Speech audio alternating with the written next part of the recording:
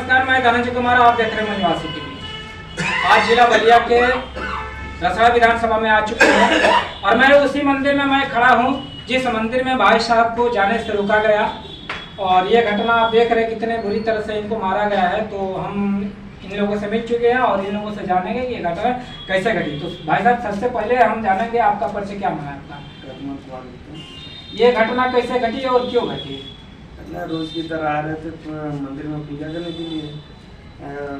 मंदिर साफ सफाई करने के इसके विभाग में पहले से रंजिश बनाए, उसी के दौरान हमको पीटे मंदिर ये कब्जा कर रहा है। तो क्या आप मंदिर कब्जा कर रहे थे? नहीं, हमारे घर के पास मंदिर है, मेरा आस्था है, मेरा इसी में रोज की तरह आते हैं। 8-9 वर्षों से हम पूजा पाठ करते हैं इसमें। ये लोग सोच रहे थे कि ये पूजा पाठ कर रहा है, इसी के रंजिश से ये कब्जा कर लेगा, इसी की वजह से हमको रोकने का प्रयास किया। क्या ये मंदिर उनका है? नहीं, ये तो सामाजिक मंदिर है। तो कौन लोग हैं वो लोग जो आपको मारे?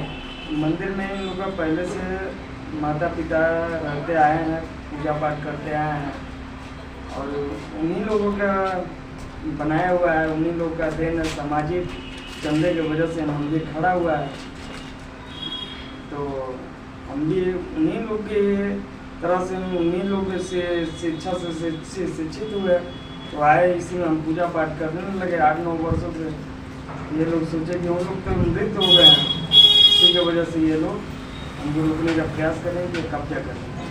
कौन लोग हैं वो? ये लोग इसी मंदिर के पुजारी के लड़के हैं। क्या नाम है उनका?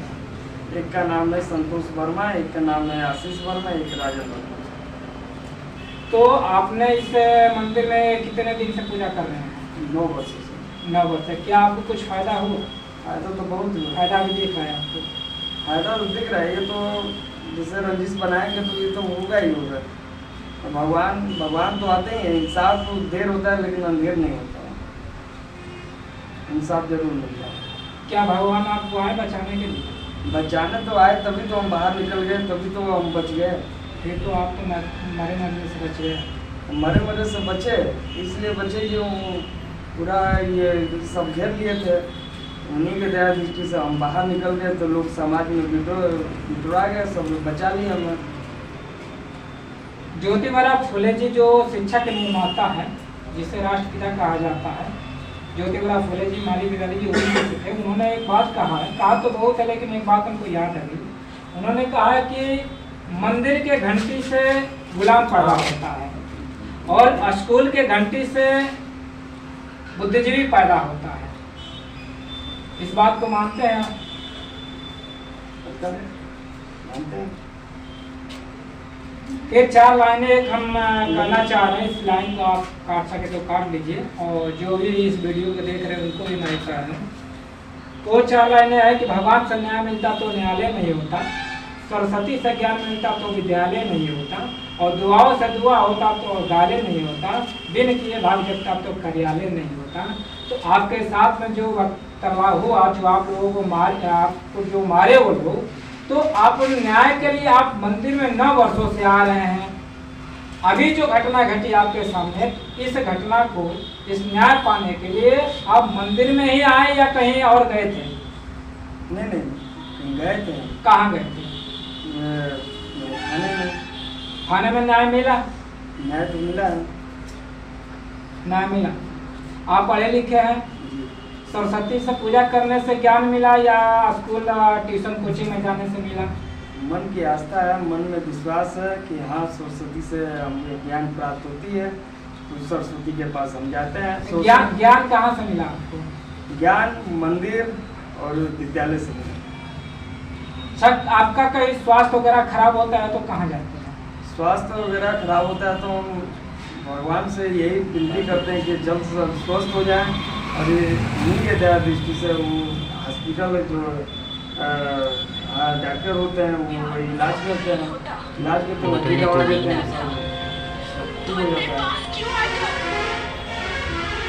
है। एक बात है और याद आ गई, जैसे हमारे जैसे हम अपने पे बता रहे हैं, हमारे जैसे एक साथी था, उसकी आँख में गड़बड़ था, नहीं दिख रहा था, तो उन्होंने कहा कि हे दुर्गा माता, अगर हमारी आँख अगर ठीक हो जाएगा तो हम आपको लड्डू चढ़ाएंगे। लेकिन आपके जैसे किसी समझदार व्यक्ति ने कहा कि फलाना डॉक्टर है, आप जाइए वहाँ से इलाज कराइए, आपका आँख ठीक हो जाएगा।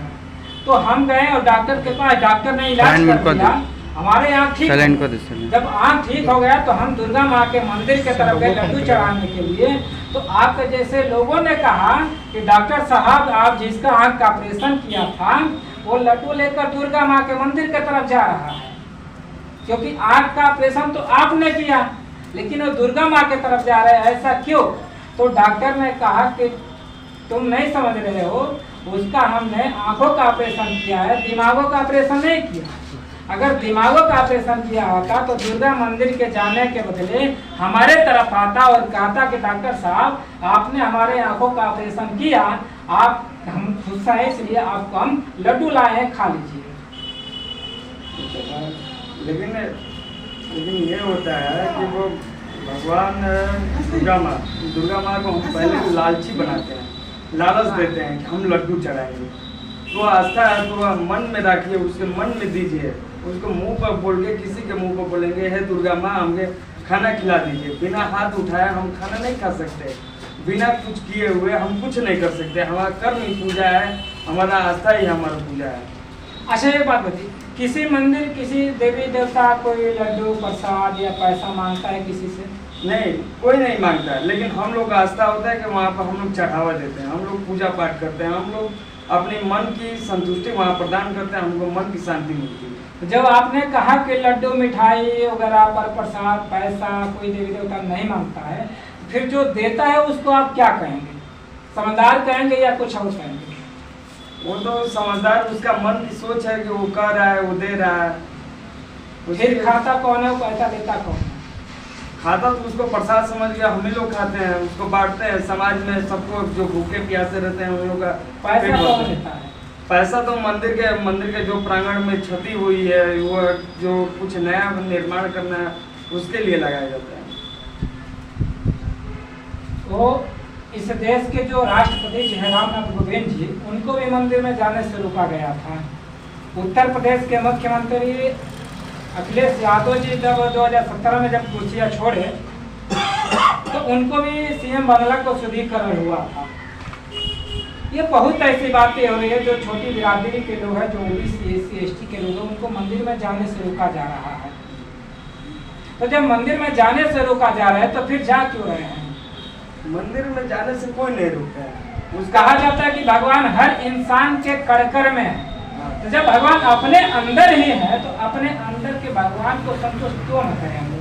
मन में छल है ना, तो मन में संतुष्टि कहाँ से लाएंगे? मन में जब तक आस्था नहीं जगाएंगे, अपने माता पिता से शिक्षा व संस्कार नहीं लेंगे तो कैसे? माता पिता ये तो नहीं कहते कि आप आइए हमें पूजा करिए। माता पिता खुद राह दिखाते हैं कि आप इस गुरुद्वारे जाइए, इस मस्जिद में जाइए, इस मंदिर में जाइए कि आप पूजा पाठ करें, उस संस्कार से लोगों की भलाई करें, उन लोगों का कर्म।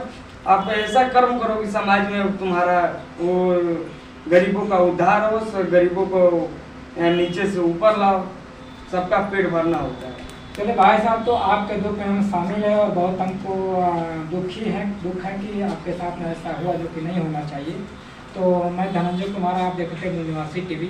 दबे कुचले गरीब वंचित लोगों को आवाज़ उठाने के लिए, हमारे निवासी टीवी को बचाने के लिए निवासी टीवी को सब्सक्राइब करके बेल आइकन को जरूर दबाएं।